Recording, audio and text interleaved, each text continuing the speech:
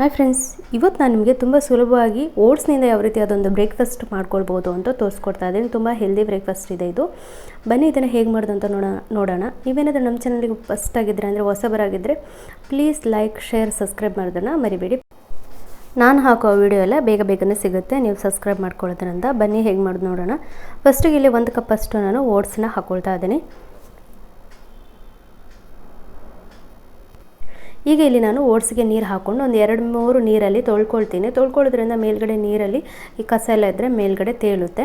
ಈಗ ಹಾಕ್ಕೊಂಡಿದ್ದೀನಿ ಒಂದು ಪಾತ್ರೆಗೆ. ಈಗ ನಾನು ಇದಕ್ಕೆ ನಿಮ್ಗೆ ಯಾವ ಥರ ತರಕಾರಿ ಇಷ್ಟ ಇದೆ ಆ ಥರ ತರಕಾರಿನ ನೀವು ಹಾಕ್ಕೊಳ್ಬೋದು.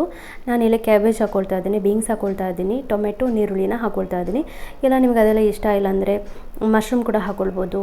ಯಾವ ಥರ ತರಕಾರಿ ನಿಮ್ಗೆ ಇಷ್ಟ ಇದೆ ಆ ಥರ ಹಾಕ್ಕೊಳ್ಬೋದು. ಇಲ್ಲಾಂದರೆ ಮೊಟ್ಟೆ ಬೇಯಿಸಿ ಕೂಡ ಹಾಕ್ಕೊಳ್ಬೋದು. ನಂತರ ಇಲ್ಲಿ 1 ಮೊಟ್ಟೆಯನ್ನು ಹಾಕ್ಕೊಳ್ತಾ ಇದ್ದೀನಿ ನಾನು. ನಂತರ 2 ಸ್ಪೂನಷ್ಟು ಕಡಲೆ ಹಿಟ್ಟನ್ನು ಹಾಕ್ಕೊಳ್ತಾ ಇದ್ದೀನಿ. ನಂತರ ಇಲ್ಲಿ ನಾನು ಚಿಕನ್ ಮಸಾಲ 1 ಸ್ಪೂನಷ್ಟು ಹಾಕ್ಕೊಳ್ತಾ ಇದ್ದೀನಿ. ನಂತರ ಖಾರಕ್ಕೆ ಬೇಕಾದಷ್ಟು ಚಿಲ್ಲಿ ಪೌಡರ್ನ ಹಾಕ್ಕೊಳ್ತಾ ಇದ್ದೀನಿ. ನಿಮಗೆ ಬೇಡ ಅಂತಂದರೆ ನೀವು ಕಾಯಿ ಮೆಣಸು ಕೂಡ ಹಾಕ್ಕೊಳ್ಬೋದು, ಪೆಪ್ಪರ್ ಪುಡಿ ಹಾಕ್ಕೊಳ್ಬೋದು. ನಂತರ ಇಲ್ಲಿ ಸ್ವಲ್ಪ ಗರಂ ಮಸಾಲ ಹಾಕ್ಕೊಳ್ತಾ ಇದ್ದೀನಿ, ಸ್ವಲ್ಪ ಕೊತ್ತಂಬರಿ ಸೊಪ್ಪನ್ನ ಹಾಕ್ಕೊಳ್ತಾ ಇದ್ದೀನಿ. ರುಚಿಗೆ ತಕ್ಕಷ್ಟು ಉಪ್ಪನ್ನು ಹಾಕ್ಕೊಳ್ಳೋಣ. ಈಗ ಇಲ್ಲಿ ಮತ್ತೆ 1 ಮೊಟ್ಟೆ ಹಾಕ್ಕೊಳ್ತಾ ಇದ್ದೀನಿ. ಟೋಟಲ್ 2 ಮೊಟ್ಟೆ ಹಾಕ್ಕೊಂಡಿದ್ದೀನಿ ನಾನು ಇದಕ್ಕೆ. ಈಗ ಚೆನ್ನಾಗಿ ಮಿಕ್ಸ್ ಮಾಡ್ಕೊಳ್ಳೋಣ. ಒಂದು ವೇಳೆ ತುಂಬ ದಪ್ಪ ಆಯಿತು ಅಂತ ಅನಿಸಿದ್ರೆ ಸ್ವಲ್ಪ ನೀರನ್ನ ಹಾಕ್ಕೊಳ್ಬೋದು. ನಾನು ನೀರೇನು ಹಾಕ್ಕೊಂಡಿಲ್ಲ, ಚೆನ್ನಾಗಿ ಮಿಕ್ಸ್ ಮಾಡ್ಕೊಳ್ತಾ ಇದ್ದೀನಿ, ನೋಡ್ತಾ ಇರ್ಬೋದು. ಈಗ ಮಿಕ್ಸ್ ಆಗಿದೆ.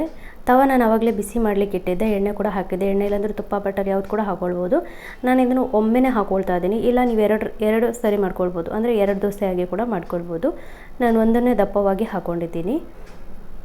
ಈಸಿಯಾಗಿ ಆಗುತ್ತೆ ಬೆಳಿಗ್ಗೆಗೆ. ನೀವು ಇಲ್ಲ ಖಾಲಿ ಓಟ್ಸ್ ಹಾಕಿ ಮೊಟ್ಟೆ ಹಾಕಿ ಕೂಡ ಮಾಡ್ಬೋದು.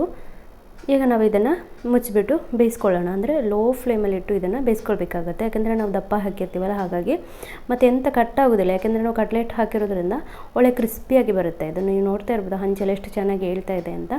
ಅದನಂತರ ತಿರುವು ಹಾಕ್ತಾಯಿದ್ದೀನಿ.